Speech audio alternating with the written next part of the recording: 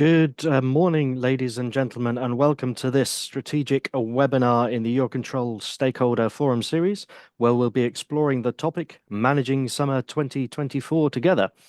I'm delighted to join you today from a sunny Brussels at the EUROCONTROL headquarters here in Belgium.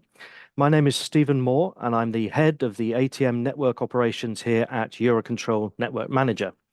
Today, we'll be looking at the busy summer months and how we have been working with our operational stakeholders to manage the expected traffic as smoothly as possible this summer, and what still needs to be done to optimize operations and keep delays to air traffic down. Traffic now today is as close to 2019 levels as we can get, with parts of our network well beyond the pre-pandemic traffic numbers, and steadily increasing week on week. In some parts of the network, traffic is 20% above the 2019 levels. To explore these challenges all the network actors will be facing over the summer period, we've lined up three top players from across the ATM value chain, and I'm delighted to introduce you our panelists for today's webinar. First and foremost, Susan van Zuppen, Head of Airport Capacity, Planning and Control at Royal Schiphol Group, Amsterdam. Michael Delahan, Chief Operating Officer at Wizz Air, and finally Urs Lorna, Chief Operating Officer for Skyguide. Very shortly, they will be explaining how they have reinforced the implementation of the joint priorities agreed for summer 2024. I'll come to those. And what actions they have taken to minimize disruptions and contribute to the overall network performance, and how EUROCONTROL's Altogether Now 2024 campaign is helping operational stakeholders prepare for the summer traffic. Each of the panelists will be invited to make a 5-minute or so presentation to share their perspective on the topic, and I will then open the floor to the questions and answers session, for which we've already received a large number of questions, but which we're really hoping that you will get engaged with us and utilize the many ways of getting the questions to us during the webinar. If you experience any technical issue, please use the chat function to contact us. So before we carry on, just a word on the 4 priorities for the summer 2024. The challenge we have this summer is very clear above. 2022 traffic, 7% increase.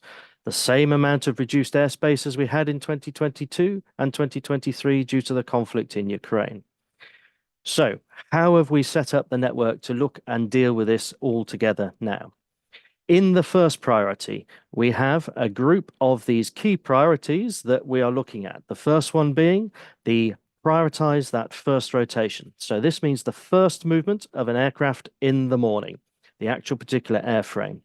1 minute of delay on the first movement of an airframe of the day can equal up to 2.5 to 3 minutes at the end of the day, meaning an innocuous 10-minute delay at the start could equal 30, 40 minutes, or even in some cases, more of a delay at the end of the day. The second priority there is the disciplined flight plan execution. This means flying the flight plan that has been filed. Last year, in the summer, over 20% of all flights did not fly the flight plan that was filed, especially in the vertical phase. This results in aircraft not being in the airspace they were expected and being in other sectors that weren't expecting them in the planning phase. The third priority there, the third priority there is delivering the realistic schedules, including the turnaround times. Last year, when we managed to get those first movements of the aircraft away from the gates on time for the first rotation, on the second rotation back, 60% of them left late without any other influence of ATFM delay. So there's something last year with regard to the realistic schedules, including those turnaround times, and we'll be looking at that as well.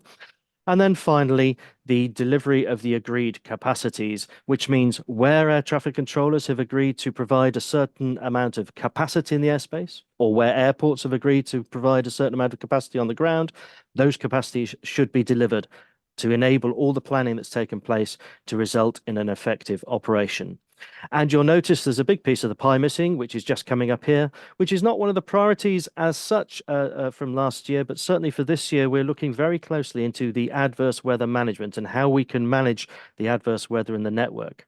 You may have seen one of the Euro 24 football games was interrupted on Saturday evening due to tremendous convective weather. thunderstorms, hail, lightning, and sheets of rain. If that's just the localized effect, you can imagine that scaled up across the network in the past few days has really caused some significant issues. So, without further ado, I would like now to hand over the floor to our very first panelist, Susan from Royal Schiphol Group. Good morning, Susan, and over to you. Good morning, Stephen. Thank you very much for having me today, and good morning to everyone this morning. I think that dealing with the topics that Stephen just discussed, I think here at Schiphol we have invested heavily the last years on implementing the total airport management strategy. And principles of total airport management are still very applicable, I think, to the summer of 2024 and the challenges that we're facing. Intensive data sharing, intensive collaboration among all stakeholders, and steering towards the on-time performance are three of the variables that are still very relevant, and we're using them here every day to prepare and execute this summer in light of the total airport management philosophy. And recently, we've also put a lot of effort and started to provide insights to our stakeholders, particularly airlines and handlers, on how they are performing and how also their performance is affecting the airport system. And these insights are an input on the very honest conversations that we have at the moment on where improvements can be made in the performance and how we can optimize the system together. Because I actually strongly believe that a focus on performance and on time punctuality, both departing and arrival here at the airport, are crucial for the upcoming years. An efficient system and using all the capacity that we have is the only way to establish some kind of growth and a good running operations. Because capacity will not grow both in the airports across Europe, I think, and also in the European airspace.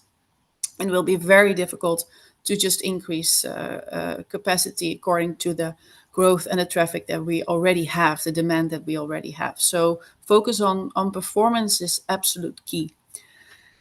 And in addition, that's also something else that we now focus a lot on here at Schiphol, and that's anticipation and predictability. We take a look at the bottlenecks and disruptions that we are facing at least 3 days in advance. These bottlenecks could also be, of course, adverse weather, as Stephen was just mentioning. But we need those 3 days in advance to make sure that everyone in the value chain knows what we're facing, to share all the data that we have, and then also take measures accordingly. So that means that we are really pushing, especially airlines, to start canceling early or to implement schedule shifts as soon as we know that we are facing heavy disruptions or difficulties that will affect the total performance of our airport system. And I think this is the only way that we can handle those issues in a very complex system that we're running, and also given the fact that the slack is not available anymore, both here locally on the ground, but also in the European airspace. So anticipating instead of reacting, I think that is extremely important also for this upcoming summer. Because solving everything on a day of operations will only increase the non-performance and delays that we already see. And therefore, I think data sharing also across Europe well in advance is crucial the upcoming months. Thank you very much, Susan. Indeed, we'll come to some questions later on, and they start to be coming on to the chat as well. So I'd encourage those following along to really do give us your questions, and we'll open it to the panelists. So from Susan, we've heard an overview from what's happening at Schiphol and the airport perspective. I'm now going to hand over to Urs Launer from Skyguide to give an airspace view from an ANSP, so an air navigation service provider in the network, right in the heart of Central Europe. Good morning, Urs. Good morning, Stephen. Thanks a lot for having me. Good morning, everyone in the call. It's a pleasure to be with you and to share a couple of thoughts and experiences we have gained in preparation for the summer 2024. 2024. Just let me maybe start with the traffic situation. We are one of the air navigation service providers experiencing a lot of additional traffic compared to last year. So we have exceeded the 2019 levels quite impressively. We are in Zurich UAC already 10% above 2019 levels, which is quite considerable. And also in Geneva, we have experienced a 23% increase compared to what we had last year. So the traffic is really growing very, very fast.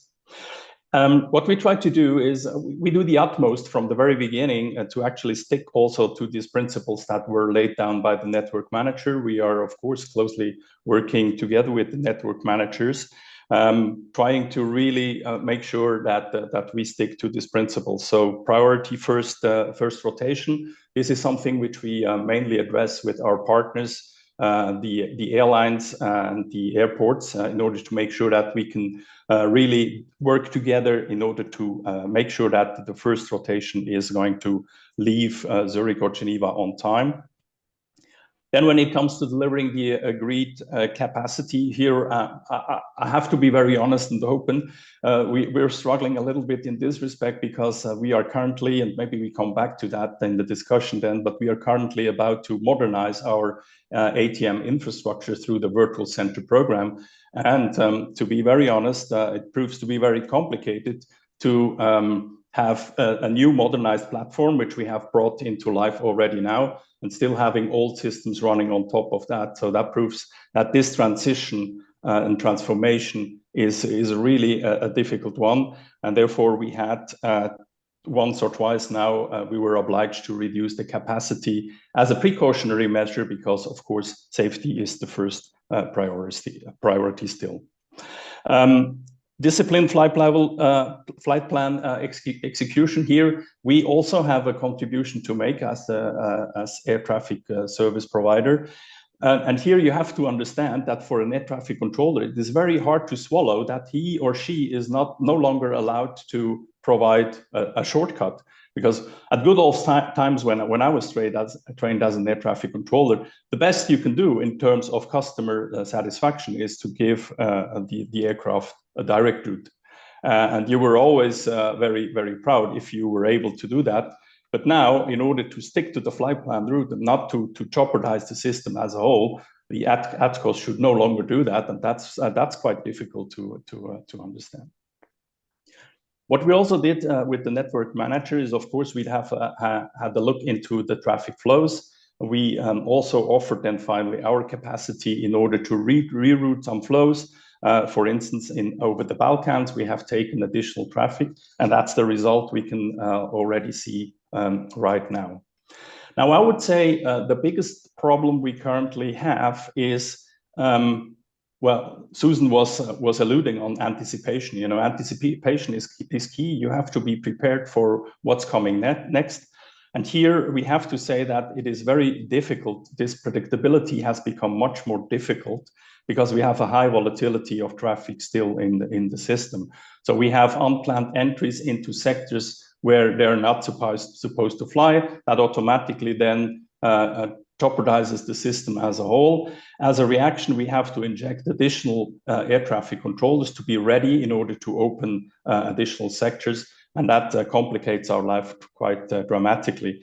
And that's why we were looking into solving that problem, or at least detecting unplanned entries, if you want to say so. So we have developed a tactical tool to develop these unplanned entries to the best possible amount.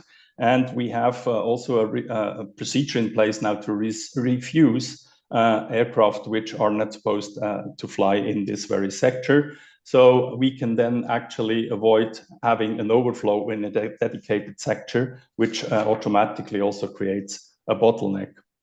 Also, when it comes to the flight level orientation scheme, we have, together with the network manager here, we have, again, a very excellent collaboration with NM, created a new dashboard in order to better track then finally the FLOS entries. and to detect flight plans that are not appropriately filed. With that, we could already eliminate 50% of wrong flight plans, and that's also very helpful in this respect.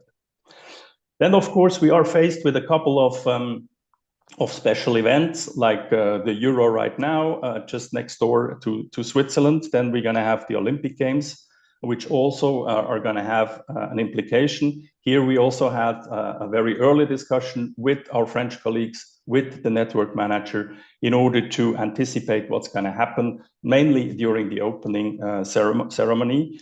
It will lead to a significant rerouting. So we have also addressed that by injecting additional ATCO resources and by developing dedicated procedures for that. We also had the Ukrainian Peace Conference just 10 days ago in Switzerland. That, of course, was an important event which we wanted to support, which we had to support.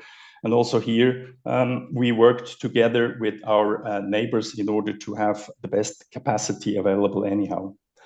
Weather, I think we're going to come to that. Stephen alluded to that already. So weather is really a very difficult phenomena right now, and we have to cope with that. And last but not least, my last comment is really that we have to look into the ATM systems throughout Europe. It is about time to modernize the ATM system. That's what I refer to with our Virtual Center program. Linked to that, of course, a couple of risks then finally also in the transition phase. But we have to make a step now to be much more flexible, to be much more interactive, and have capabilities to work much more together, because the problems we have in Europe, in the European airspace, we can only solve together. Back to you, Stephen. Thank you very much, very much indeed, and lots of things there that we can discuss, and indeed we shall come on to the weather. So then last but not least, from Wizz Air, we've got the Chief Operations Officer, Michael Delahant, to come and join us to speak from the airspace user's perspective. So in this case, the airline Wizz Air. Good morning, Michael. Good morning, Stephen, and thanks for having me, and good morning, everybody that's online joining us. Yeah, I definitely want to echo the sentiments of our other panelists. I mean, we first and foremost run a very complex system in Europe. It is unique, it is very integrated, but it is not seamless and it is not singular, as the way some of the ATC systems are in other regions. So each of us are actually operating complex systems within a very complex system. And I think maybe starting backwards with the priorities, number one is our ability to handle the capacity that we're all signing up for. Wizz Air certainly had some stumbles coming out of COVID in terms of our estimation of what we could handle in terms of growth and getting back into an ecosystem that was still struggling to get on its feet. And I think we've invested quite significantly to get that fixed so that we could be a better partner in the system itself. You know, I think, you know, we definitely have to be, as all of us, searching for opportunities to be able to handle the capacity as it looks on paper, but also with what Stephen put in number 5, the disruption. Disruption is inevitable in this system. There's so many moving parts, so many individual pieces. Things need to be managed. So the capacity we all bring to the table, of course, has to line up with each other, but it also has to have enough that we can deal with the reasonable disruption. Again, it's not endless amounts of things, planes, people, and time in the day that we all have to deploy at every challenge. But nonetheless, we have to have a reasonable amount of ability to absorb. So we've at Wizz Air, we've actually decentralized our operations across now 4 operating airlines. We've invested in OCCs for each. We've invested in AOG recovery in each. Across the board, we actually went deeper, which sometimes may be a little different than a traditional centralized ULCC model, but that is kind of the nature of the challenges that we're all dealing with and trying to be adaptive. When you have 4 teams working, you can handle 4 sets of problems simultaneously. So being able to deliver capacity is first and foremost. That then bleeds into delivering, you know, the types of schedules that are realistic, again, not just on paper, but work in the real world. We've done a lot to really decomplex our operations. We're obviously point to point relative to some of the hub and spoke systems, so we have a lot more places where we can be challenged. And we've done quite a bit to make sure that all of our rotations are designed to be as durable as possible with recovery points that are much more, let's call it available than it would have been in years past. So being able to deliver the realistic schedule means that it is high repeatable and we understand ahead of time where some of our failure points are to honestly stay ahead of those. I think is, everybody has mentioned, you have to get out of the gate on time. Again, if you don't get out on time, the rest of the day only gets worse. And as we mentioned, there's so many integrated points with all these flights everywhere that we need to make sure that, again, even if we're off, how do we find a way back on? I think being tactically intelligent with cancellations or reschedules or how we're adjusting when we're dealing with a significant event is more critical than it's ever been. Our job is to deliver the flying public from point A to point B.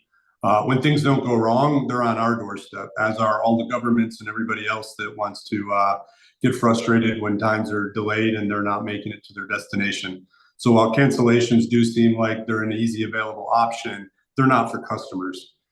Everybody's purchased their vacations ahead of time, especially this type of year. We want to make sure that we help them get there, as does everybody else in the ecosystem. But we need to make sure that, again, we're able to manage effectively out of the gate and then throughout the day with the ability to be able to manage. We manage lines of flying. We don't have infinite amount of aircraft and crews. So we need to remain highly reliable and highly efficient. Flying the proper flight plan that's part of us being good partners in the system. Obviously, it's a very tight system that doesn't have a lot of, let's call it, white space in it to make adjustments. We need to be able to deliver what's predictable. And I think, supporting the ANSPs and the airports from an airline's perspective is about us being as predictable as possible. Even when things are moving on us, how do we make sure that we're in the best interest of communicating and adjusting so that we're all on the same page with how we move? So again, as the airline, we're at the kind of the bottom end of the value chain, trying to make sure that all these pieces come back together. We certainly appreciate the support of the partners. The All Together campaign is certainly what's badly needed here in Europe, and now hopefully we can take those next steps and at some point get some true modernization throughout the network that all of our customers and our teams can benefit from. So again, big summer ahead, challenge has already started. How do we adapt and all come together to make sure that we get this done properly? Thanks, Stephen. Thank you, Michael. Some excellent points there. And I've been making copious notes while you've all been speaking, and I wish that I could read my writing, but I do have some questions that are bubbling up straight away. And there's a common theme from all of our panelists here. Capacity.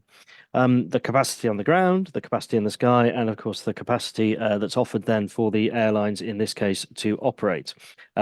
And I have a question really starting with you, Urs, from the capacity perspective and delivering agreed capacities. You very fairly and honestly said that you've had some new modern system modernization this year, which has resulted in a slightly less than planned capacity, whilst that system's working side by side with real legacy systems. But just in general for Skyguide, do you plan the capacity based on the schedules from the airlines? Do you plan the capacity based on your long-term investment plan? And are you planning capacity to deliver no delay to the airlines that fly through your airspace? Thank you, Stephen. A bit of everything.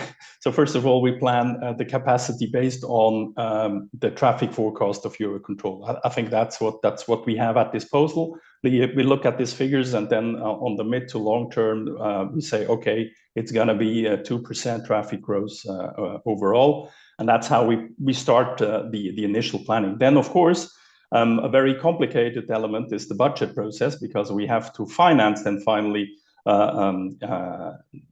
innovations and implementations into an upgrade in the systems, and this has to come through the ordinary revenues, because we have no other means to do that, and therefore you have to have a very strict planning also on the financial side. And finally, when it comes to planning this capacity, so of course the Single European Sky initiative also foresees then a risk-sharing mechanism and a bonus system if you provide the capacity. However, I must say the bonus we received last year, because we were really delivering the appropriate amount of capacity, but the amount we received then finally does not actually cover the efforts you have to take, of course, in order to spend this or provide this additional capacity. And here, I think I can openly say that I'm not a big fan of the Single European Sky performance scheme, because I think it's not really working as it is supposed to. Certainly not for a small ANSP like SkyGuide, where we don't have long trajectories flown. So here, I think also at the political level for the coming years, we have to find different ways of financing the ANSPs. Otherwise, it's not going to work. What you automatically then do is, in order to have money available for the innovation, you stop spending the money into the run, and that also has an adverse effect. So room for improvement is in this respect, I would say. Thank you. That's a really important point right at the very end. I mean, all of it was really important, of course, but run versus grow. Anticipation of the new capacity, delivering what's required for today. Again, another important point. Susan, if I may, coming back to you, just on this capacity, you made the point, and I apologize if I misquote you slightly, there's no room for the capacity to grow yet in airports and airspace in Europe. Now, as I say, that's not a direct quote, of course, but that was certainly the theme coming across. So if we can't expand, then is it these total airport management type efforts that we could do from an airspace perspective as well, to make small changes that will make a big difference? Or are we just fighting a forlorn hope here? No, we're absolutely not, Stephen. I still have a lot of hope. And I think it benefits all of us, because it will take, well, basically for the same reasons that Urs is also mentioning. You know, it takes years also in terms of planning, budgets, and building in order to grow capacity. So the short-term measure that we can take is actually strongly implement those principles of total airport management, because I believe that there is still room for improvement in the system, and there is still a lot of room for efficient use of all the capacity that we have, both on the ground and in the sky. And that also has to do with indeed planning for schedules. Well, we've used the term before also within total airport management, best planned, best served.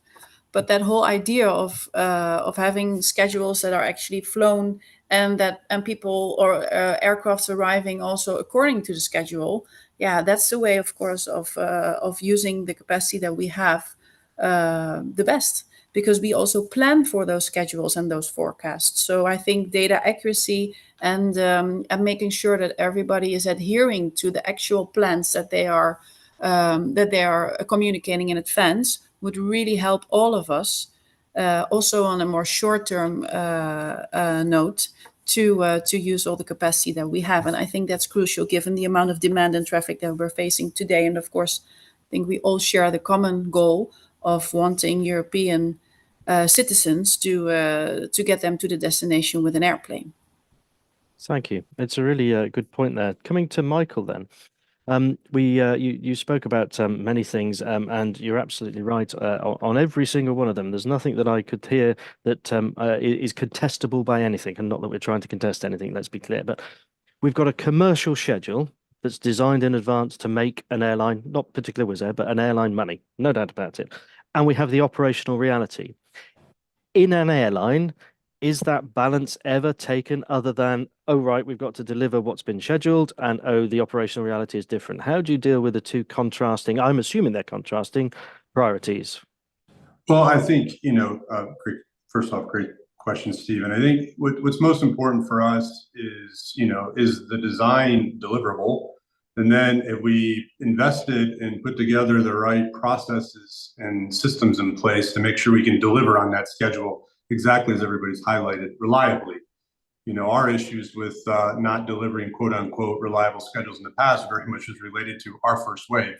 Our first wave was not getting out properly last year. And therefore, we run lines of flying, very efficient ones. And once you're late, you're late. There's not buffer and slack and fire breaks in there, that we rely on. Is maybe sometimes we need to do a little bit more of, but we're a high utilization airline. So we have to get out on time. When we get out on time, then we deliver to each of the subsequent pieces, but like anything, the system is fully related. So, we've had to make sure we've invested in resources. Do we have the right amount of crew? Do we have the right amount of standbys? We've invested in additional spare aircraft, which again, our model is to be lean and efficient. But again, back to that priority of completion rate, deliver the public, that's what we rewired our whole business around over the course of the last year. And when you're still in design, you have the ability to make things that feel like they don't work together to hopefully work together. Your trade-offs generally should be at the end in the execution phase. So we have prioritized making sure we're resetting the day. That's one of the most important things, even looking at the last several days that we've all been dealing with the storms across Europe, is how do we make the choices today to make sure tomorrow gets out right, or as best as tomorrow can be. So yeah, I mean, you have to make sure that the design, is as bulletproof as you can, and it can handle all of the reasonable disruptive scenarios. And then, when you're executing, you have to be on top of things and manage and control as much as possible, and communicate highly with the partners in the system, because people don't know things are changing if you're not telling them. So we are definitely focused on get out of the gate and make sure we stay on plan as much as we can, so the other actors can do their parts as well. Thank you. I'll pick up a couple of things on that a bit later, I think, with regard to the delivering on the plan and where that plan starts from or seems to start from. But I'll come back to that in a second, I think. As mentioned, as an ex-controller or a controller earlier in your career, and I speak of the same, that it was the very best you could do to shortcut aircraft, get them off the frequency and out to the airspace as quickly as possible. We've heard, however, from Susan about the sticking to schedules, and we've discussed about disciplined flight plan execution. Just a couple of overviews then for you to set the context of the question. This year, from the 1st of April to the end of June, we're approximately 20% worse in the network at flying the filed flight path, ending up in these unplanned entries that you referred to as. So that's aircraft going into airspace that they weren't planned to go into. And commensurately, about the same rough figure, 20% ballpark, of aircraft that are planned through airspace but go into different airspace. Needless to say, the figures are always very close. We've got double loss capacity here, haven't we? We've got the loss capacity in the airspace where we're planned and we're not flying. And we've got loss capacity in the airspace where we're going that we shouldn't be.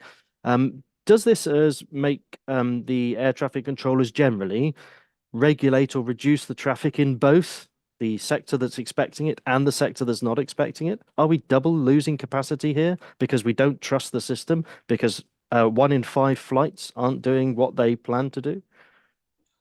Yeah, I think there's a clear risk to do that. So far, we tried to avoid that, and what we try to compensate it with is having enough air traffic controllers at disposal in order to quickly react and open additional sectors.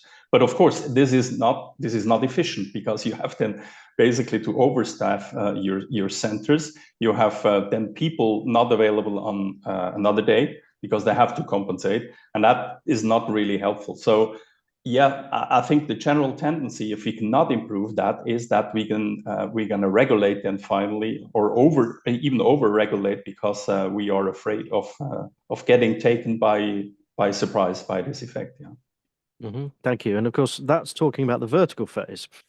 Susan, there's the time phase as well. So if I'm able to put a headset on again and shortcut an aircraft and it arrives at Schiphol 15 minutes early, is that really a problem for you?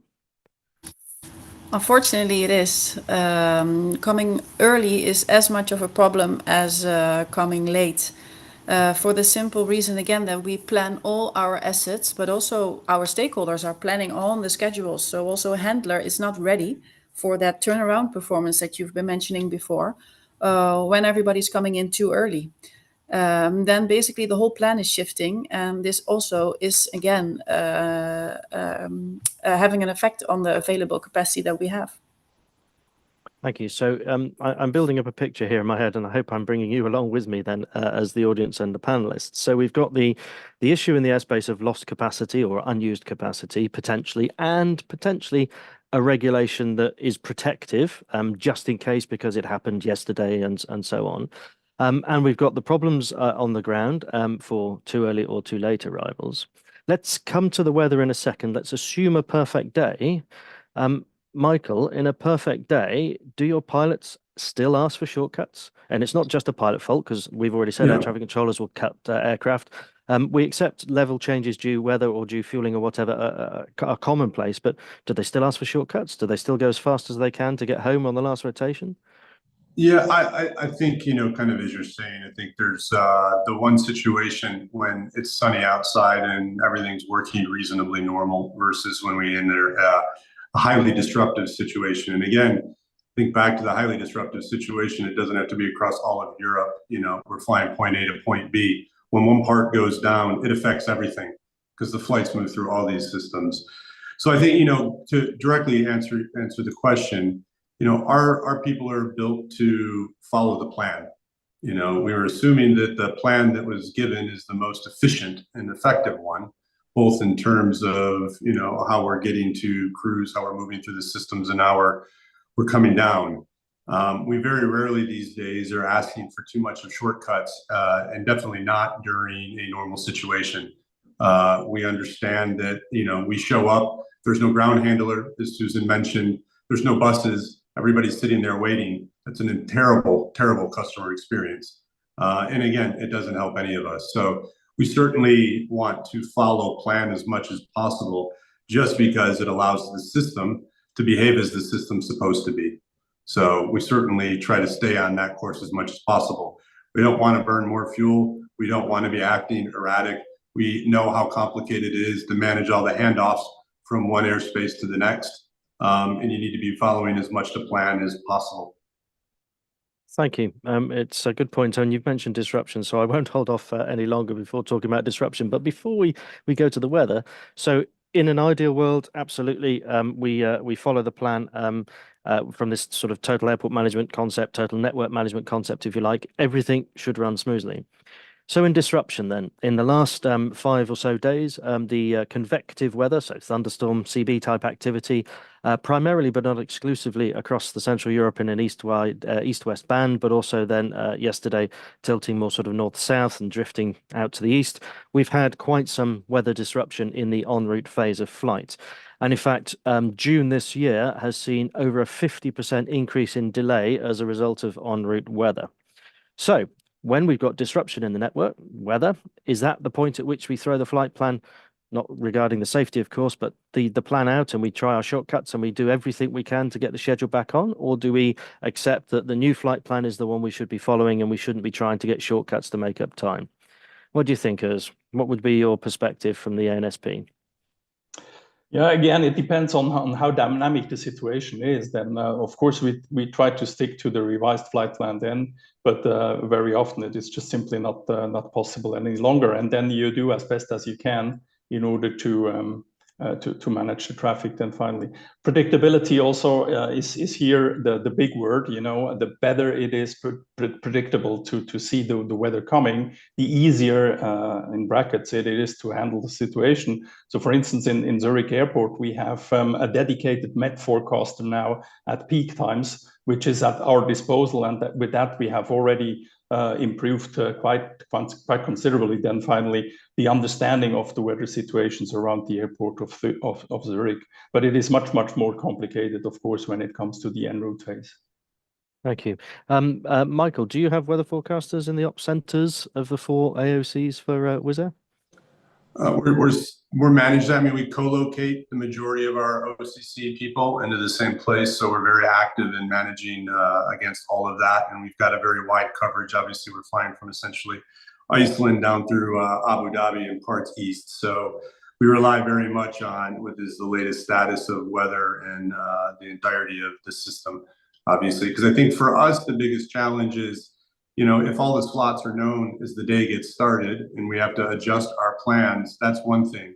The problem is when you have passengers sitting on an airplane and the crews have already showed up and started their duty time clock, and then things start building 40 minutes, an hour, 2 hours, 3 hours, right? You start to hit into all these other, honestly, safety barriers that are there for good reason, but become a very, very difficult situation. So like the last week, the challenge is, how do all of the providers do an even better chance, a better way of making calls faster versus allowing more and more delay to bleed into the system?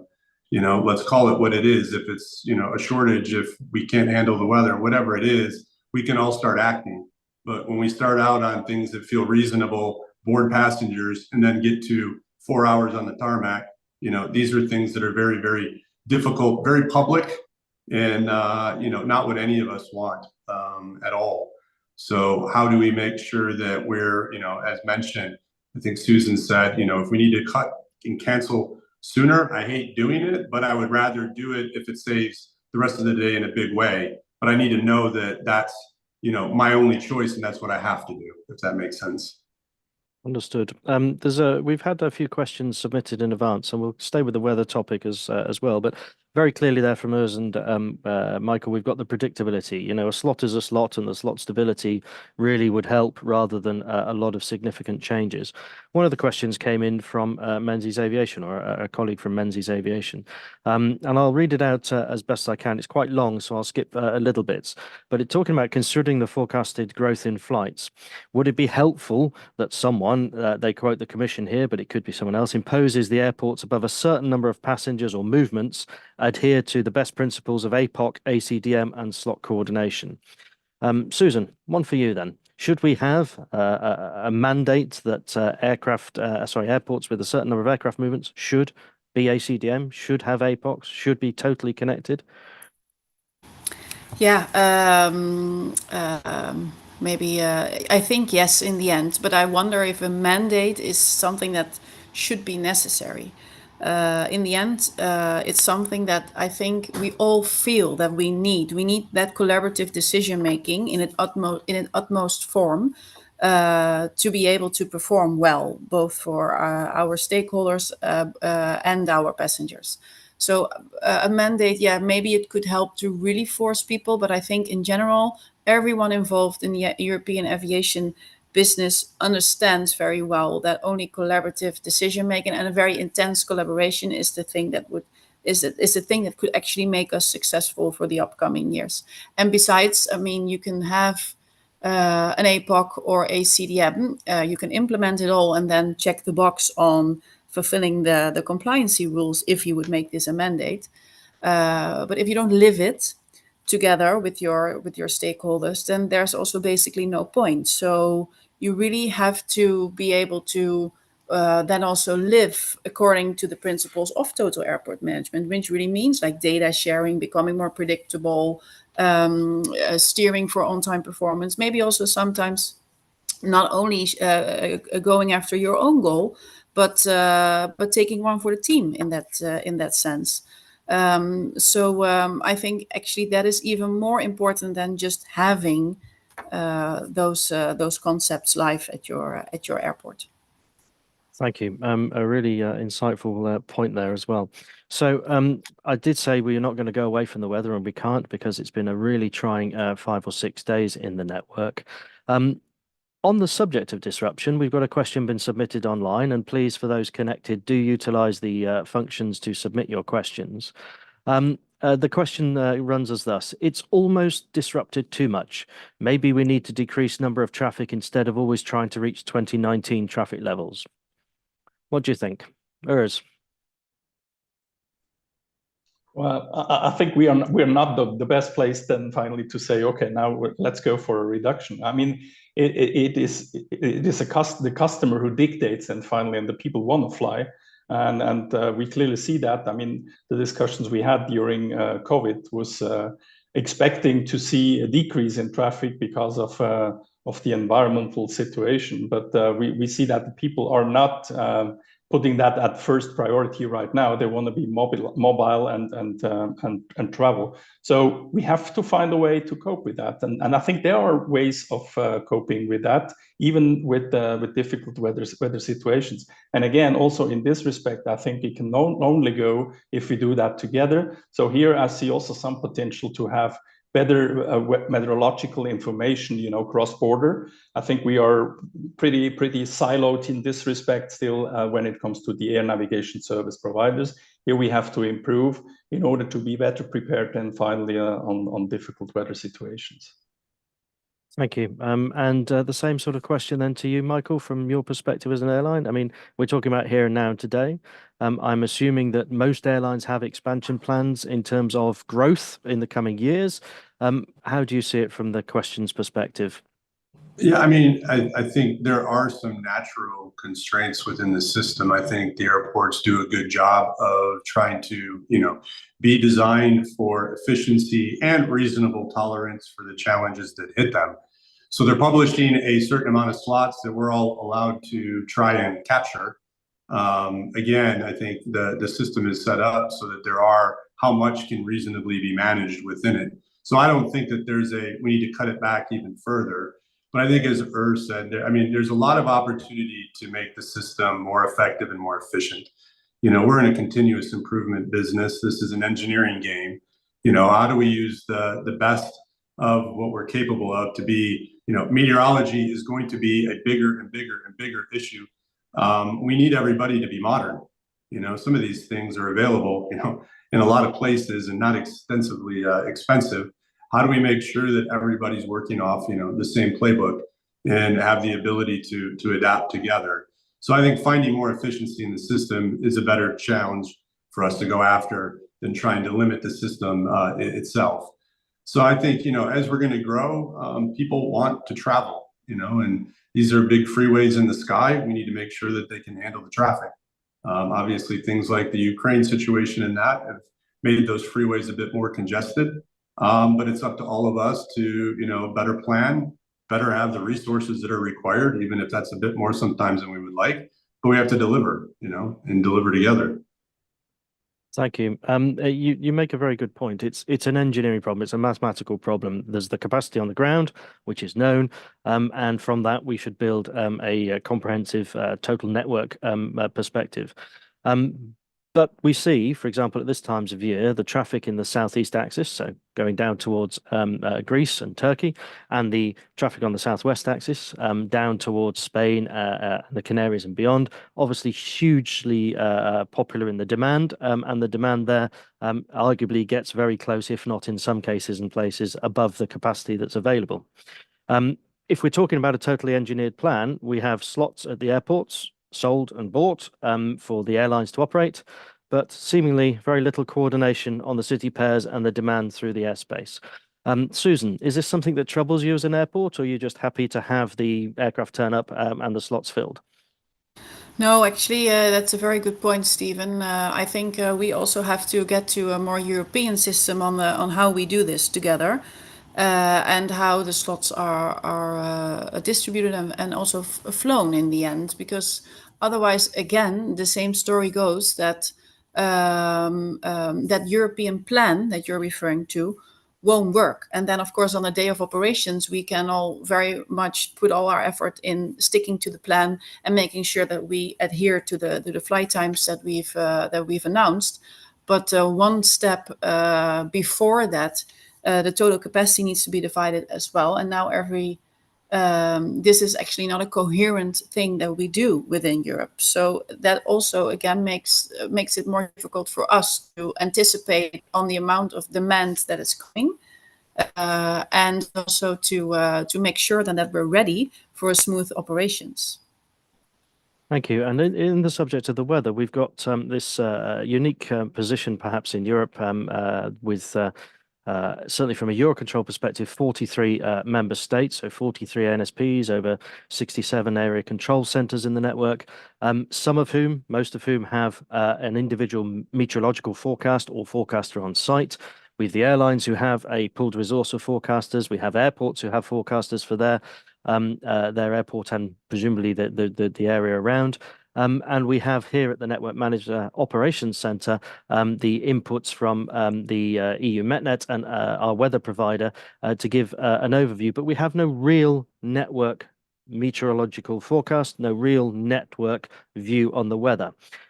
So, whilst it might be some predicted weather in Switzerland, in the ACC area, we seem to not have an alignment on the forecast that might also be shared from the French, or from the Germans, or from the Austrians, or from any country that surrounds you. Can we do more on a network view for the weather, do you think? Yes, we can, definitely. And this is something which we work, for instance, at the FABEC level, the functional airspace block, together with our partners. We look into that cross-border MET informations. How can we improve there? But I would very much appreciate if you would have that at the European level, like we have, the discussions about the entire network. Weather doesn't stop at the border, so therefore we have to do that together and be as accurate and predictable as possible with sharing the appropriate data. Yeah. Thank you. And Michael, from your perspective, would it help to have a network weather view that we could all, I say sign up to, but we could all commit to in the pre-tactical phase? Susan this morning was talking about D-3, really starting to look ahead at D-3. So if we started looking ahead at D-3, D-2, and then imposed an agreed plan at D-1, that would help you, would it not, as an airline, to have a plan, those slots to be stable? Hey, absolutely. I mean, the more I know before I start the day of operation, the more I can make adjustments. When I get in the middle of it is where things get tough. I mean, this is, kind of akin to, go more over on the North and South America side of the world where, hurricane management. I mean, you got major storms flowing through that region. They're making calls ahead of time. They're shutting down airports, canceling things. They're making tough calls. And those tough calls obviously are necessary. I think sometimes we here in Europe tend to, because we are fragmented, always wait till too late, unfortunately, sometimes, and aren't taking more systemic adjustments to manage the challenges that we're all dealing with. So I think what can be understood and known is coming, and if the order is to thin out a little bit, then how do we manage that effectively? I think airports have an approach to doing this. How do we do it on a wider airspace? I mean, that's certainly something that would be an improvement, especially with scenario planning and some basic intelligence into what's coming and what are we all willing to manage through. Thank you. So it seems then that a network view of the forecast and a network plan based on the network forecast would be really beneficial going forwards. So we've covered many subjects in the last 55 minutes or so, and we're coming to the end of the session now. So I'd just like each panelist to take a couple of minutes each to summarize their thoughts. And I'd like it framed not just on the disruption thing particularly, but if you can just on, so we're the 1st of July today, the rest of the summer is ahead of us. How's it going to go, and what are you going to focus on even more to make the summer as successful as it can be? I'll start in the same order, if I may, as we did originally. So Susan, then Urs, then Michael. Susan. Yes, I think, many things have been said, but I think the aviation industry is always suffering from a very volatile environment, and we never basically know what's coming ahead. Many challenges can arise from an external environment, and we all want to have those passengers on their summer destinations on time. So I think in the end, we have to be prepared for anything. We really have to focus on anticipation and really inform each other. Maybe that's something to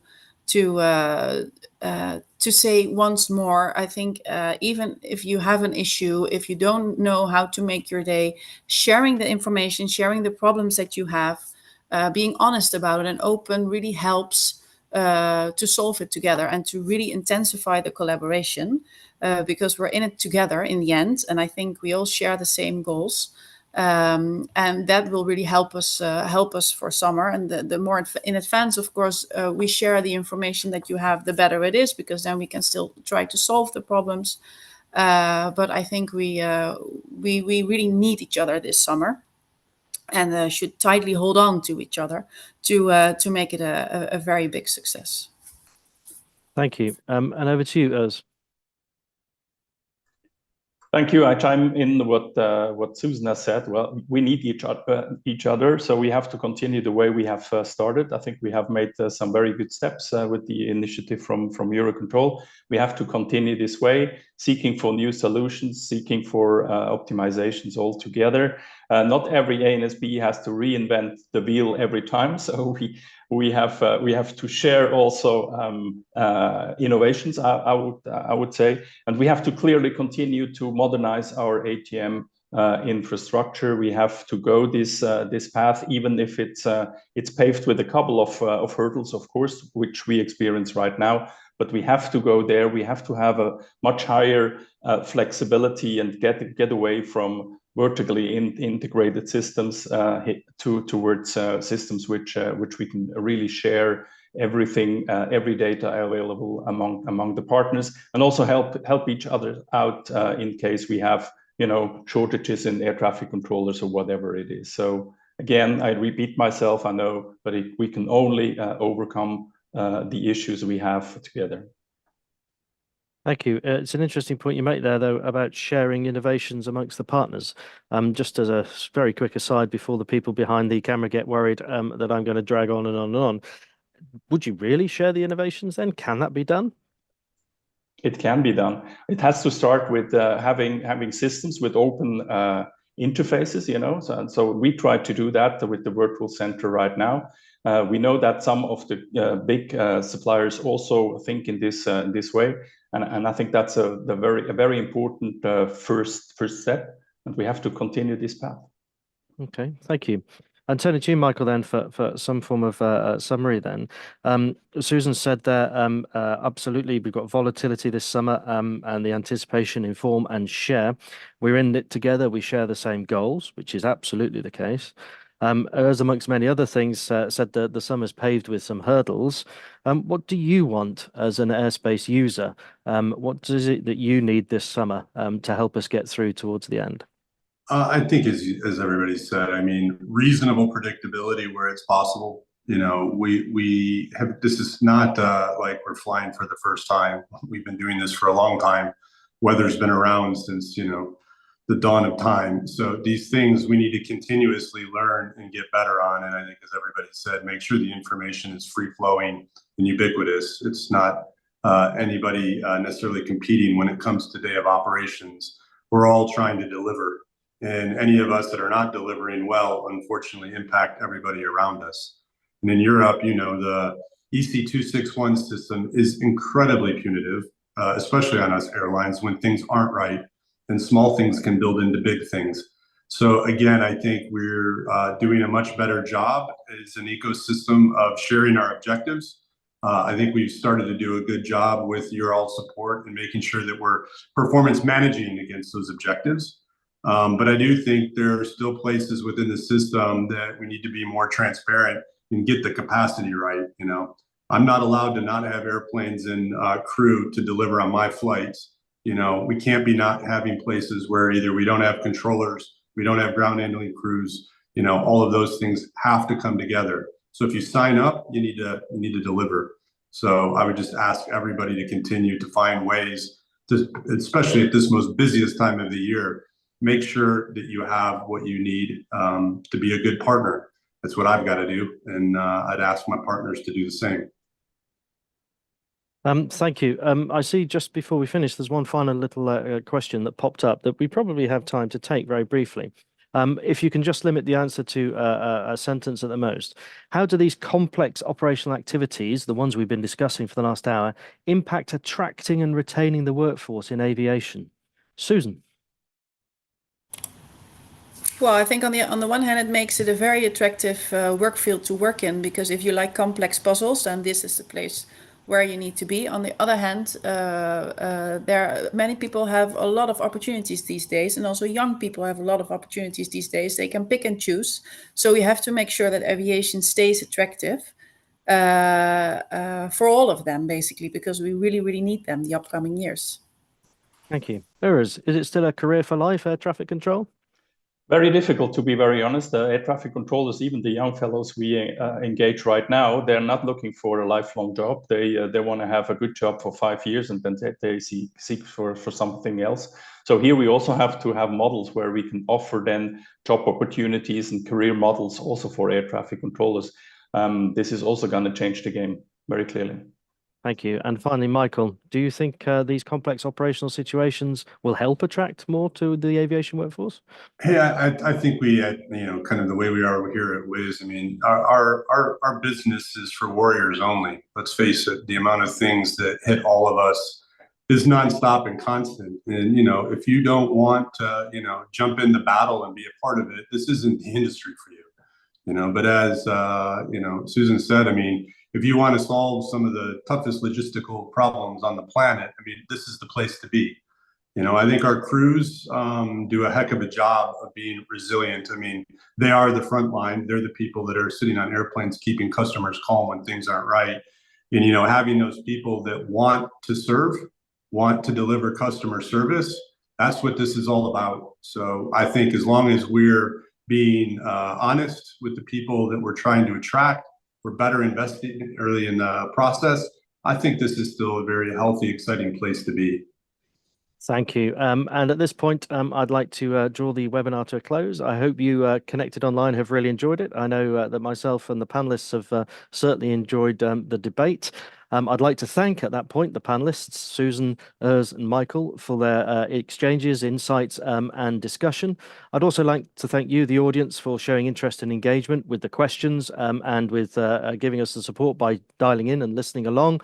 I would just like to summarize then from total airport management, total network management, follow the plan, predictability, more of a network view on the weather. We're all in this together for the summer 2024. Safe flying, and I wish you a very good day. Thank you.